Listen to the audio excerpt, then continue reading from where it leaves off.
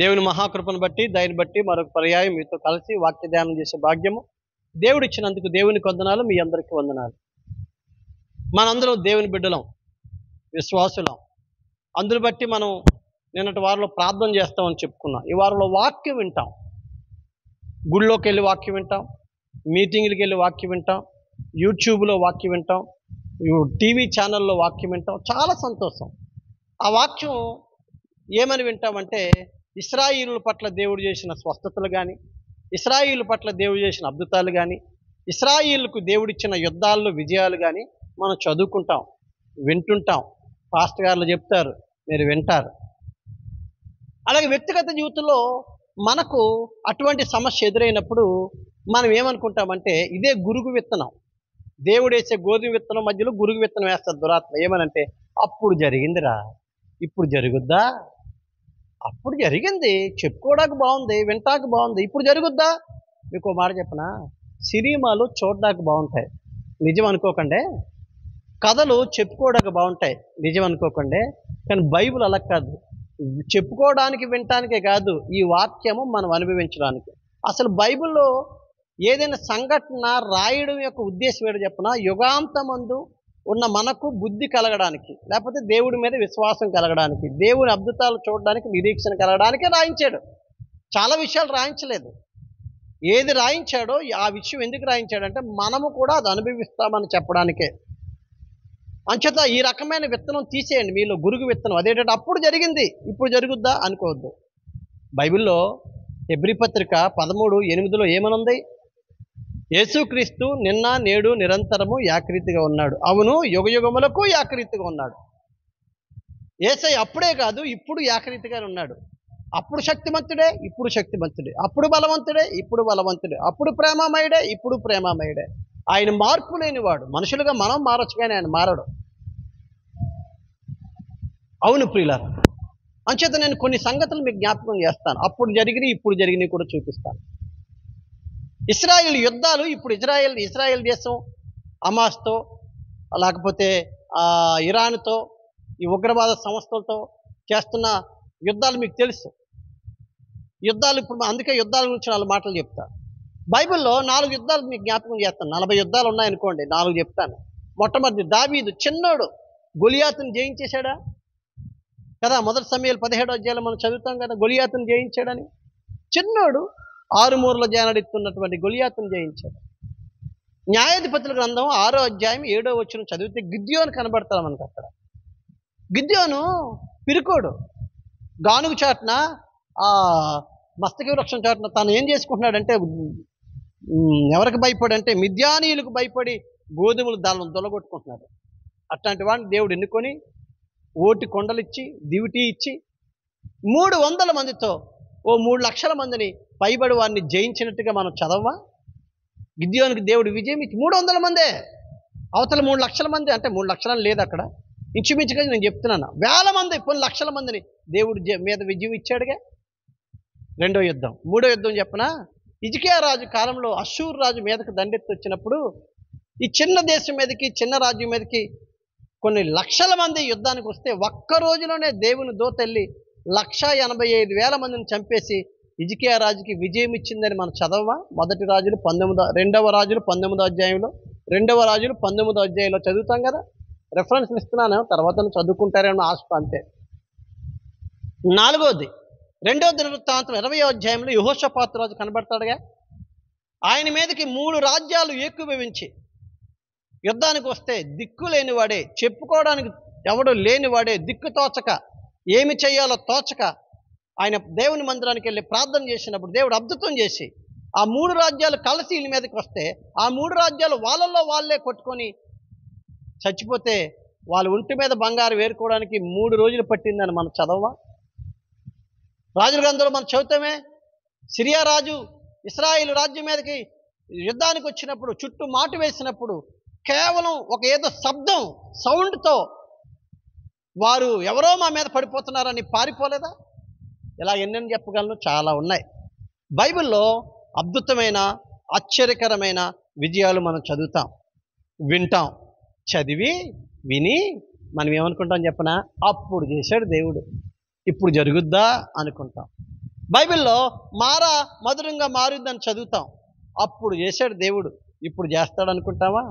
బైబిల్లో అరణ్యములో ఇశ్రాయేలుని పోషించాడని చదువుతాం. అప్పుడు పోషించాడు, ఇప్పుడు పోషిస్తాడా అనుకొని ఈ చిన్న అప్పుడు చేశాడు దేవుడు ఇప్పుడు చేయలేడు అనేటువంటి చిన్న అవిశ్వాసంతో దేవుని అద్భుత ఆశ్చర్య బలమైన ఉన్నతమైన కార్యాలు చూడలేకపోతున్నాం. ఆ విత్తనం దుష్టుడు నీ హృదయంలో వేసేస్తున్నాడు. నేను హెచ్చరిస్తున్నాను, నేను మిమ్మల్ని ప్రోత్సహిస్తున్నాను. ఏ విషయంలో అంటే ఆనాడే కాదు ఈనాడు కూడా దేవుడు చేయగలడు. అందుకే ఇవి రాయించాడు. చెయ్యని వాడైతే రాయించడు. కాబట్టి వినేసి వెళ్ళిపోవడం కాదు, అది నా జీవితంలో దేవుడు చేయగలడని ఆయన మీద విశ్వాసంతో ఉందాం. యుద్ధాల గురించే వద్దాం. ఆనాడైనా చిన్న గొలియాత్ దావీదు గెలవడం, 300 మందితో గొలియాత్ గెలవడం, హిజ్కియా రాజు అష్షూరు మీద గెలవడం, యెహోషాపాతు 3 రాజ్యాల మీద గెలవడం. ఈనాడు ఒక మాట చెప్పనా, ఒక్క ఇజ్రాయిల్ అనే చిన్న దేశాన్ని కొట్టడానికి 57 దేశాలు కలిసి మీటింగ్ పెట్టుకున్నాయంట. పెట్టుకొని యుద్ధానికి వెళ్దామంటే అప్పుడు భయమే, అప్పుడు భయపడ్డారు వాళ్ళు. ఇరాన్ ఎక్కడ, ఇజ్రాయెల్ ఎక్కడ? వాళ్ళకున్న అవకాశాలు ఏంటి, వీళ్ళకున్న అవకాశాలు ఏంటి? కానీ దేవుడు విజయం ఇచ్చాడు. చుట్టూ శత్రు దేశాలే కదా. 1967 యుద్ధం చూడండి, 67 సంవత్సరాల యుద్ధం 6 రోజుల యుద్ధం వినండి. అంతెందుకు ప్రపంచ 1948 మే 14 ఇశ్రాయేల్ దేశం ఏర్పడిన 3 రోజులకే యుద్ధం వస్తే వాళ్ళు ఎలా జయించారో చూడండి. వాళ్ళ దగ్గర ఆయుధాలు లేకపోతే వాళ్ళు వేసుకెళ్ళిన బల్లి యొక్క సైలెన్సర్లు ఇప్పేసి ఆ సౌండ్కి శత్రువులు పారిపోయినట్టుగా విజయం పొందారని కాంటెంపరీ హిస్టరీలో మనం చదువుతాం. చాలా సమయం ఎక్కువైపోద్ది కానీ ఆనాడే కాదు ఇశ్రాయేలు యుద్ధంలో విజయము ఈనాడు మన తరంలో 23వ సంవత్సరం అక్టోబర్ 7వ తారీఖు మొదలుకొని ఈ రోజు వరకు వారు చేస్తున్న యుద్ధాలు మన తరంలో మన కాలంలో ఇప్పుడు చూస్తున్న యుద్ధ విజయాలు మీకు తెలియదా? దాన్ని బట్టి మీకు అర్థమవుతుందా ఆనాడే కాదు ఈనాడు చేస్తాడని? ఆనాడు మారాని మధురంగా మార్చాడని చదువుతాం కదా. నేను విన్నాను ఒక పాస్టర్ గారి సాక్ష్యం. ఆయన మీటింగ్లు పెట్టి అందరికి ఆఖరి రోజు భోజనం పెడదామని ఒక మేకను దేన్నో కోసి చాలదని ఓ బస్తాడు దోసకాయలు వేసాడట. ఆ ఎవరో రైతుని పంపించమంటే ఆ రైతు అన్ని చేతి దోసకాయలు పంపించేశాడట. అంటే అతను కావాలని కాదు, కన్ఫ్యూజ్ అయ్యి వంటకు టైం అయిపోతుందని కోసేసి ఈ మాంసంలో వేసేశారు, వండేశారు. ఇక భోజనానికి వస్తున్నారు ప్రజలు. ఆ టైంలో ఆ రైతు వచ్చి, బాబోయ్ నేను చేతి దోసకాయలు వేశారు, కూర పాడైపోద్ది అన్నాడట. ఆయన అన్నారట, నోరు మూసి కూర్చొని చెప్పి ఆ వంట చేసినట్టు పాస్టర్ గారులు 2-3 మోకరించి ప్రార్థన చేసి, నాయన ఆనాడు మారాని మధురంగా మార్చావు కదా, ఈనాడు ఈ కూరను రుచిగా చేయమని చిన్న ప్రార్థన చేసి వడ్డన చేశారట. అద్భుతం. 1000 మంది భోజనం చేశారట, ఒక్కరు కూడా చేయదనలేదట. అయితే ఈ వండినోళ్ళు తింటే మాత్రం కూర చేయదట. ఆనాడు మారా మధురం కాదు, ఈనాడు చేదు దోసకాయ కూరను కూడా దేవుడు రుచిగా చేశాడు. ఆనాడు అరణ్యంలో దేవుడు ఇశ్రాయేలుని పోషించాడని చదువుతాం. ఏమో ఎవరి సంగతో నాకు తెలియదు, నా సంగతి నేను చెప్పనా క్లుప్తంగా. 1993వ సంవత్సరం జనవరి 20వ తారీఖున ప్రభువు నన్ను పిలిచినప్పుడు నా ఉద్యోగాన్ని విడిచిపెట్టి 97 వరకు శిష్యత్వం చేసి 97వ సంవత్సరంలో విశాఖ జిల్లాలో సంఘాలు లేని ప్రాంతానికి వెళ్ళి ఒక్క మందిరం కూడా, మందిరాలు ఉన్న దగ్గర మందిరం పెట్టకూడదని, మందిరం లేని ప్రాంతాలు 10 గ్రామాల్లో ఒక్క సంఘం లేని చోట మిషనరీలు బ్యాప్టిస్టోలో, లూథరన్సో, సిఎస్ఏలో వాళ్ళెవరు పని చేయని అసలు క్రైస్తవ్యమే లేని చోటకెళ్ళి భార్య 2 పిల్లలతో నేను సేవ మొదలుపెట్టినప్పుడు నా వెనక సంస్థ లేదు, విశ్వాసులు లేరు. ప్రారంభించాం. ఎలా పోషించాడు అని అడిగితే ఇప్పుడు నాకు ఆశ్చర్యం. సంఘం ఉండి విశ్వాసం ఉండి బ్రతకడం పెద్ద పని కాదు.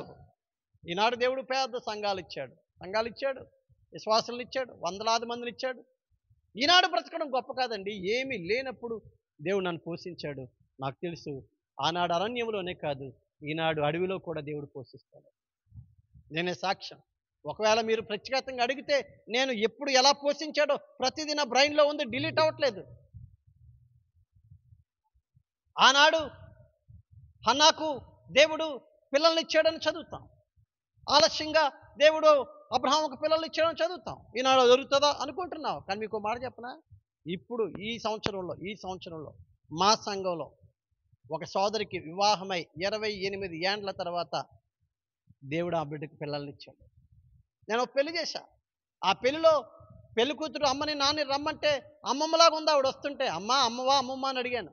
ఆవిడ చెప్పింది అమ్మనేనండి, కాకపోతే నాకు దేవుడు పిల్లల్ని ఇస్తానన్నాడు, ఎదురు చూశాను, నాకు పెళ్ళైన 22 సంవత్సరాల తర్వాత ఈ పాప పుట్టింది, అందుకే నేను అమ్మమ్మలాగా ఉన్నానండి అంది. ఆనాడు అన్నాకే ఇవ్వడం కాదు, ఈనాడు చాలా మందికి ఇచ్చాడు. అవునండి. ఆనాడు అద్భుతాలు చేసిన దేవుడు ఈనాడు చేస్తున్నాడు. ఆనాడు పోషించిన దేవుడు ఈనాడు పోషించాడు. ఆనాడు విజయం ఇచ్చిన దేవుడు ఈనాడు ఇశ్రాయేలుకు విజయం ఇచ్చాడు. ఇలా చెప్పుకెళ్తే ప్రసంగ సమయం విస్తరిస్తుంది, కానీ నా దగ్గర ప్రతి దానికి ఎవిడెన్సెస్ ఉన్నాయి, నాకు అనుభవాలు ఉన్నాయి. బైబిల్లో జరిగిన ప్రతి అనుభవాన్ని నేడు దినాల్లో అనుభవించడాన్ని బట్టి. కాబట్టి ఎందుకు ఈ మాటలు మీకు చెప్తున్నాను చెప్పనా? దేవుని ప్రియబిడ్డ, ఆనాడు జరుగుద్ది, ఈనాడు జరగదని అవిశ్వాసంలోకి వెళ్ళిపోయి నీ ప్రయత్నాలను చేయకు. దేవుని మీద ఆధారపడు, ప్రార్థన చేయి, కనిపెట్టు, ఎదురు చూడు, ఆ విశ్వాసంలోకి రా. దేవుడు అప్పుడే కాదు ఇప్పుడు చేస్తాడు, అప్పుడే కాదు ఇప్పుడు చేస్తాడు. నమ్మకం అది. ఆనాడు పిల్లలు ఇచ్చిన దేవుడు ఈనాడు పిల్లలు లేక బాధపడుతున్నావు, ఏమిస్తాడు. ఆనాడు స్వస్థతలు ఇవ్వడం కాదు, ఈనాడు నా సేవలో ఒక సంఘటన మీకు చెప్తాను. ఒక సోదరి భర్త మంచోడు కాక ఆమెకు హెచ్ఐవి వచ్చి చనిపోవడానికి సిద్ధంగా ఉంది. ఆ తర్వాత మేము వెళ్ళాం, ప్రార్థన చేశాం. నిజంగా చెప్తున్నాను, నేను కూడా అనుకున్నాను ఇంక చనిపోద్దని. ఎండిపోయింది మనిషి. ప్రార్థన చేసి వచ్చి నేను ఏమనుకున్నాను తెలుసా? చావు కబురు వస్తుందిలే, ఏ పెట్టో చేయిద్దాంలే మన వంతులో అనుకుంటున్నాను. అనుకుని మర్చిపోయాను. 1-2 నెలలు అయిపోయింది. తర్వాత ఆ మనిషి నడుచుకుంటూ మందిరానికి వచ్చేసింది. ఈనాడికి బతుకుందాము. నేను మామూలుగా పాస్టర్ గారికి ఒక మాట చెప్పాను, అమ్మా నువ్వు చచ్చిపోవమ్మా, బతుకుతావమ్మా, నీ కుమార్తెకు పెళ్లి చేస్తావమ్మా అని. అంటే ప్రార్థన చేస్తే జరిగిందని కాదు, మాలో శక్తి లేవు, ఏ పాస్టర్ గారిలో శక్తి లేదు, స్వస్థపరచువాడు యేసయ్యే. కానీ దేవుడు ఆమెను బతికించాడు. నా విశ్వాసం బలపడింది. నాయన ఆనాడే కాదు ఈనాడు కూడా నువ్వు అద్భుతాలు చేస్తావని. కాబట్టి నీ వ్యక్తిగత జీవితంలో, విశ్వాస యాత్రలో నువ్వు కరువు గుండా వెళ్తున్నప్పుడు కరువులో దేవుడు పోషిస్తాడని విశ్వాసం ఉంచు.